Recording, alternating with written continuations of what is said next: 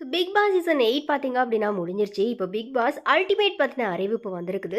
தொகுப்பாளர் யாரு அப்படிங்கிறது குறித்த ஃபுல் டீட்டெயில்ஸ் பார்த்தீங்கன்னா, இந்த வீடியோல நம்ம பார்க்கலாம்.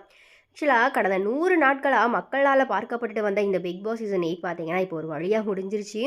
நிகழ்ச்சி முடித்த எல்லா போட்டியாளர்களுமே தங்களுடைய வழக்கமான வேலைகளை இப்போ பார்க்க ஆரம்பிச்சுட்டாங்க. டைட்டில வின் பண்ண முத்துக்குமரன் தனக்கு ரொம்பவே பிடித்தமான போட்டியாளரான தீபக்க அவருடைய வீட்டுக்கு போயிட்டு மீட் பண்ணியிருக்கிறாரு. இதுவரை ஆரவ், ரித்விகா, முகேன் ராவ், ஆரி, ராஜு, அசீம், அர்ச்சனா, முத்துக்குமரன் இந்த மாதிரி 8 பேர் பார்த்தீங்கன்னா இது வரைக்குமான பிக் பாஸ் டைட்டிலை வின் பண்ணியிருக்கிறாங்க. இந்த பிக் பாஸ் ஷோ பார்த்தீங்கன்னா போன வாரம் முடிஞ்ச நிலையில் பிக் பாஸ் அல்டிமேட் ஷோ குறித்த தகவல் ஒன்று வந்திருக்குது.